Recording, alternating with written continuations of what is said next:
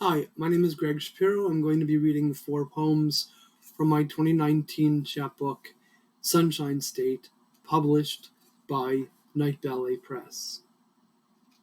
How to Not Forget. Roll up the gray rugs with the black rubber backing, put down on the slick bamboo floors in the master bedroom and office to prevent her from sliding as her back legs began to fail. Return the 6 unopened cans of prescription food to the pet store, not bothering to stop crying as you hand the clerk the receipt and she processes your credit card refund as she repeats, "I'm sorry, I'm so sorry." Gather the orange, blue, and white plastic bottles of pills from the vet, the pharmacy at Publix, over the counter at Walgreens, rattling the contents like giant sand grains in clogged hourglasses. Do not flush them down the toilet or toss them in the trash. Put them in a drawer until you are able to go online and research proper methods of disposal. Wash and dry her white ceramic water bowl and silver metal slow feed bowl. Put them in a cabinet on a shelf where you will see them only if you know enough to look at where they are. Collect the grooming tools, the Furminator, the flea comb, shampoo, toothbrush, and liver-flavored toothpaste. Store them in a gift box on the closet floor under the sweaters you never wear in Fort Lauderdale. Take her long black leash from the hook by the door to the backyard, clicking the clasp to the rhythm of your sighs. The leash you will donate to the local animal shelter, careful not to look in the cages where homeless dogs, waiting to be adopted by loving humans, will surely spot the vulnerability in your eyes. You are not sure why, but you take the toys, the bright green tennis ball, the hurl-a-squirrel, the red rubber Kong frisbee, the chew toy made from black and red fire hose material, and the green mallard that squeaks when you squeeze it, directly to the garbage. Maybe you don't think that there was another dog in the world who could possibly enjoy them as much as she did. This is what you keep: the hundreds of photos taken over the course of almost 14 years, stored on flash drives, CDs, and your computer. The martingale collar with the yin and yang pattern, and the bone-shaped dog tag with your name and home address engraved on one side and "Hi, my name is KD" on the other. Questions after falling back. Where are the clouds going in such a hurry? Do the clocks mind? What is the dog doing when she goes behind the variegated arboricola and fiddle-leaf fig plants in the yard? How long is too long? When will the mockingbird tell us what she wants? Is 6:47 a.m. too early to be eating sweet mesquite barbecue-seasoned Cape Cod kettle-cooked potato chips directly from the bag?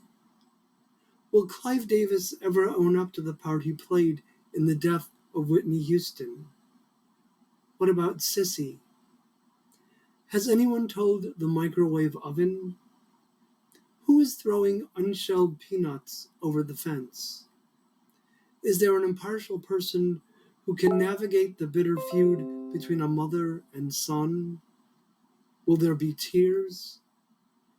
Does the moon know?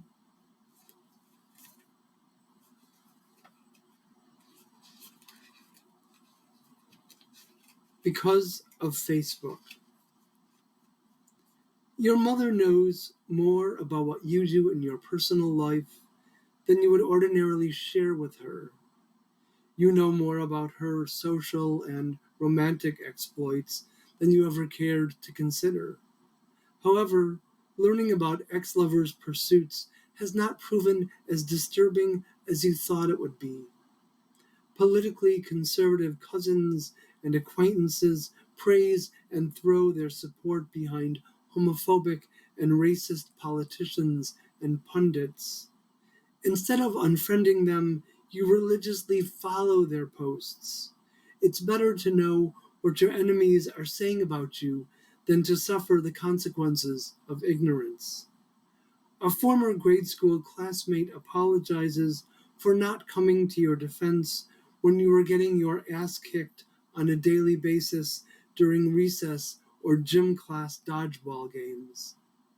High school bullies gone to seed, and their formerly cheery, now dreary cheerleader girlfriends, who wouldn't urinate on you if you were set ablaze in front of your locker, are now all up in your junk. You say, "You already took my lunch money." You ask, "What more do you want from me?" Florida Bang Bang. This is the knot I don't tie, I won't tie, because I learned to count before I learned to count insults and injuries, bodies and funerals. Loops and wings, dirty laces, tattered strings, scorecards and sharpened pencils. When you live in a state shaped like a gun, everything is a bullet, a target. Thoughts and prayers are ammunition, deadly weapons to be concealed and carried. Stand your ground doesn't mean grounding someone else down to a pulp. Does a pistol have a pulse, or does a pistol just want yours? Collecting heartbeats like trophies.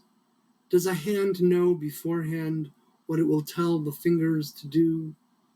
What if the gun owners, the stubborn Second Amendment defenders, turned their arms on themselves first?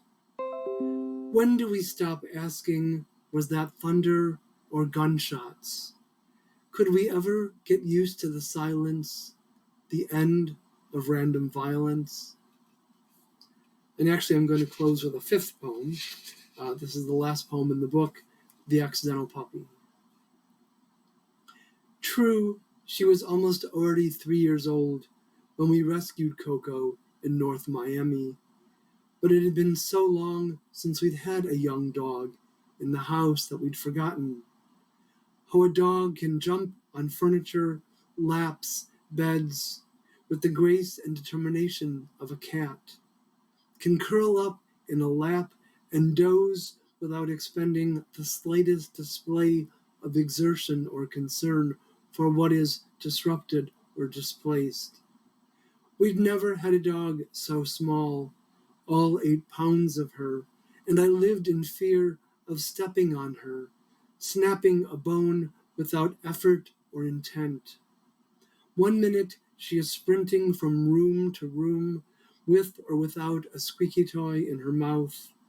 The next she is flipped over on her back, tail thumping the rug, inviting a belly rub, and struggling to stay awake. Adopting a dog was not in the plans a little more than a week after KD died, but Sharon said it was beshert, a mitzvah to provide her with a new home when Willie grew too old to care for her.